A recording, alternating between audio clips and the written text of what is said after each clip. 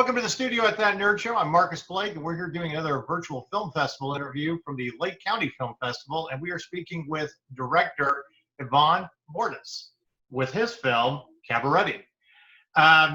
So I want to jump right into this movie. It was very interesting. I honestly didn't know a whole lot about kite surfing and stuff, but what was it about shooting in this particular place? Of all the places you could have gone to, what was about this place?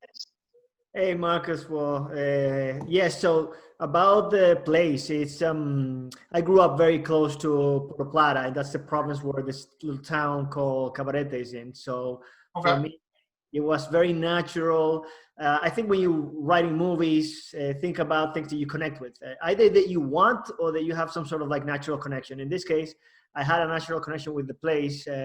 I grew up next to it, literally born and raised in Santiago, which is like a 50-minute drive. And we spent all the weekends there. These were my friends. I got very much connected to these characters, and I wanted to make a movie about them. So that's kind of like how that came about. Yeah. Well, we always have a recurring theme when we talk to filmmakers about their films that it seems like the places you choose becomes a separate character within your film. So that's why I was kind of curious about what it was about this place. Kite surfing. Again, I didn't know that much about kite surfing until I did some research about this film. Is it pretty prevalent in your area where you were from?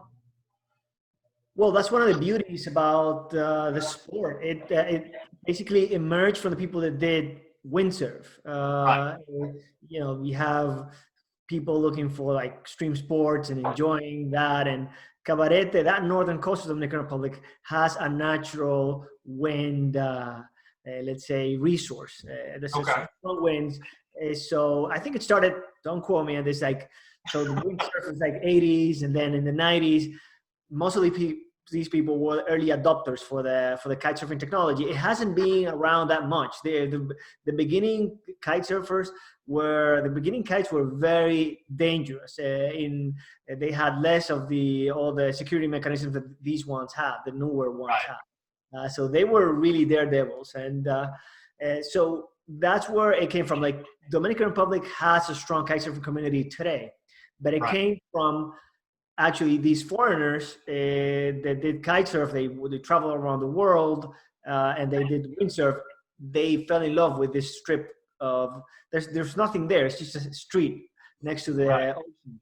So like we talk about it being a daredevil sport, and you know, when you're writing or doing a story about somebody getting involved in sports and being pulled away for nightlife and stuff like that, I mean, you could have chosen baseball, which I know is very popular there, but was it important to have a sport where you are kind of dealing with daredevils or pushing the limits for your character?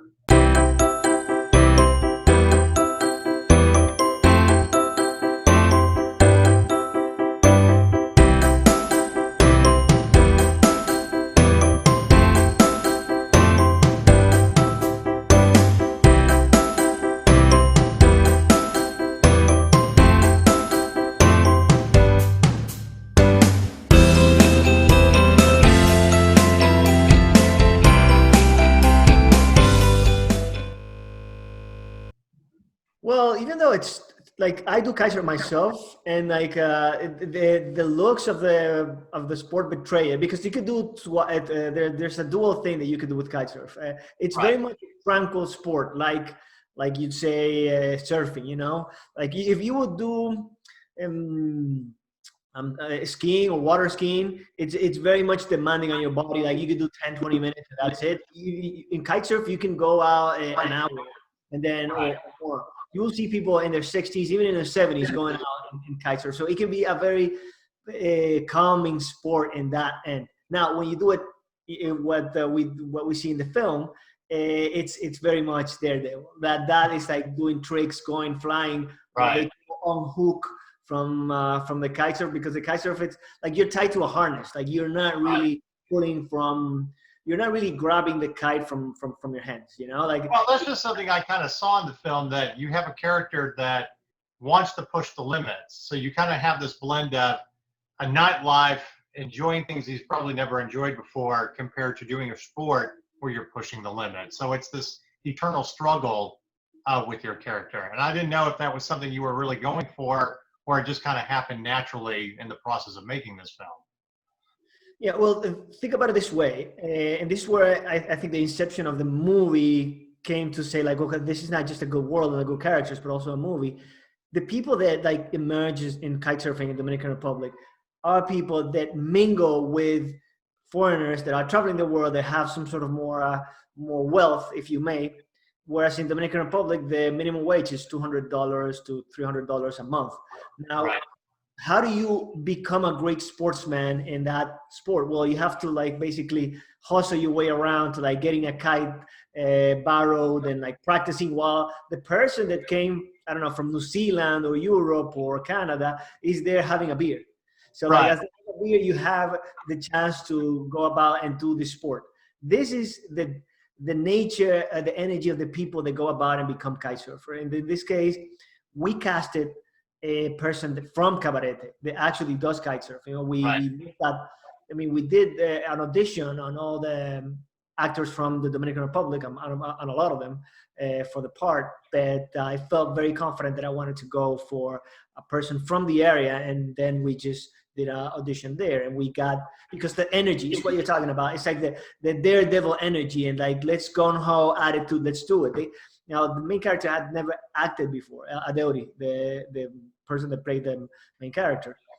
But he was very gung ho, as he was for kite surfing, he was for acting, and it's just a good match.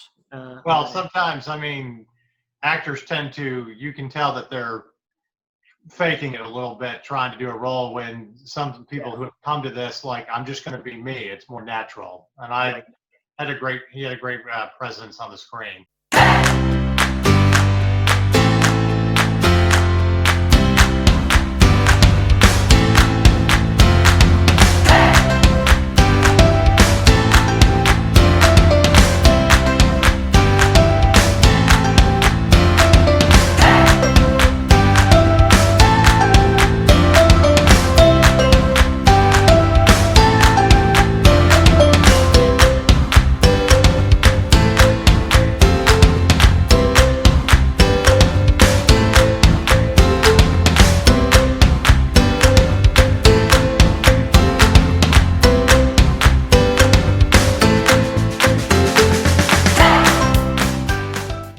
What was the biggest challenge of shooting this movie?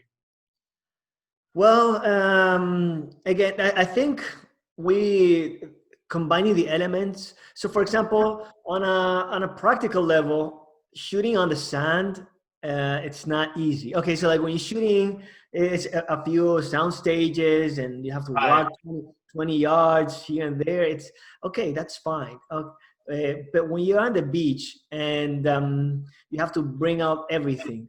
And Right. remember, you know, this is not a big Hollywood production. You know that this is not what it is. We want to make it feel that, you know, like a big movie in that sense, and we don't want to cut corners. That's it, in the value of the movie.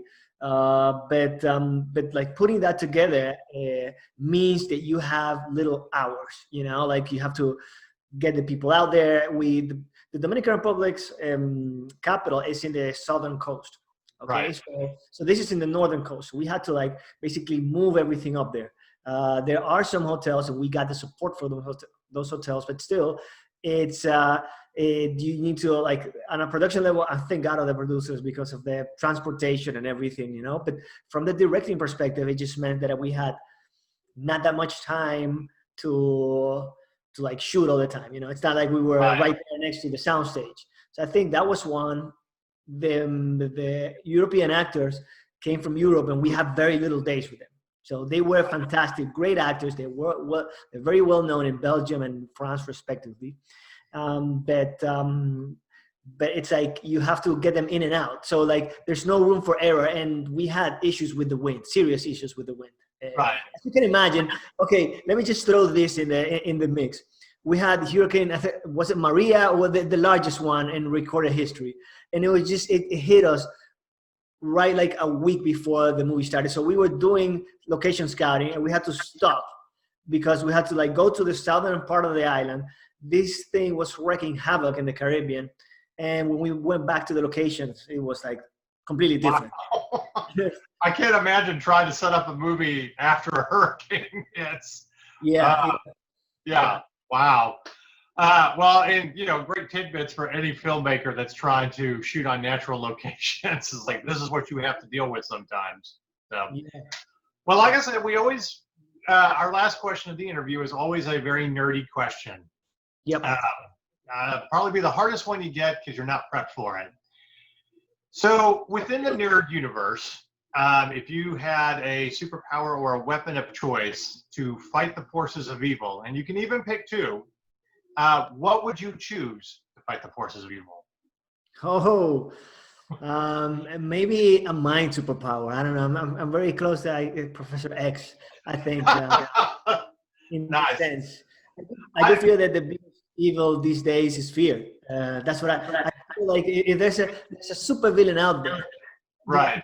it's like somewhat where between. I don't know if you remember that 1990s movie Entrapment. Yes. I think with Sean Connery. Yeah. Yeah, and the premise is like this person is not like robbing one person. It's just like taking the scraps of the residue of fractions of sense, from like the whole world.